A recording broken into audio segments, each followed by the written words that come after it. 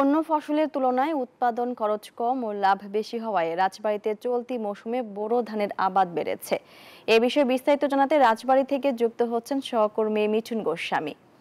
মিঠুন, এই জেলায় কত হেক্টর জমিতে এবার বোরো ধানের আবাদ করেছে কৃষকরা, বলবেন? ধন্যবাদ আপনাকে।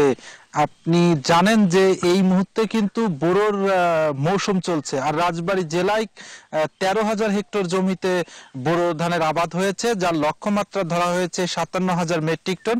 তবে গত বছর কিন্তু 10,000 হেক্টর জমিতে বোরোর আবাদ হলেও এবছর প্রায় 3,000 হেক্টর জমিতে আবাদ বেশি হয়েছে। এর কারণ হিসাবে আমরা কৃষি বিভাগের সঙ্গে কথা বলেছিলাম, তারা আমাদেরকে জানিয়েছেন যে তারা কিন্তু বিভিন্ন ধরনের কৃষকদের সহায়তা করছে, যেমন প্রণোদনা দিচ্ছে। এছাড়াও আমরা কৃষকদের সঙ্গে কথা বলেছি, কৃষকরা আমাদেরকে জানিয়েছেন যে আসলে অন্য যেসব ফসল আছে সেই ফসলের কিন্তু উৎপাদন খরচ অনেকটাই বেশি, সেই তুলনায় কিন্তু এই বোরো আবাদে তাদের উৎপাদন খরচ অনেকটা কম, সেই তুলনায় কিন্তু তাদের লাভও বেশি হচ্ছে।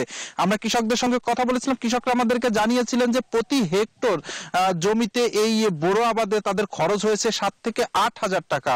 আর প্রতি হেক্টর জমিতে কিন্তু ভালো ফলন হলে 20 থেকে 22 মণ পর্যন্ত কিন্তু এই ধান হতে পারে। এছাড়াও কিন্তু এই যে খড় আছে, এই খড়টিওর কিন্তু ভালো দাম হিসাবে বিক্রি হয়, কারণ এটি গবাদি পশুর খাবার হিসাবে ব্যবহার হচ্ছে, যার কারণে কিন্তু এই বোরো আবাদে কিন্তু কৃষকরা আগের থেকে অনেক বেশি উৎসাহিত হচ্ছে। এছাড়াও আমরা কৃষকদের সঙ্গে কথা বলেছিলাম, তারা আমাদেরকে জানিয়েছেন যে চলতি মৌসুমে যে বোরো আবাদ সেটি বেশি হওয়ার আরেকটি কারণ হচ্ছে সম্প্রতি ধানের দাম, ধান চালের দাম বৃদ্ধি পেয়েছে, যার কারণে কিন্তু কৃষকরা আরো বেশি আগ্রহ হচ্ছে এই বোরো আবাদে।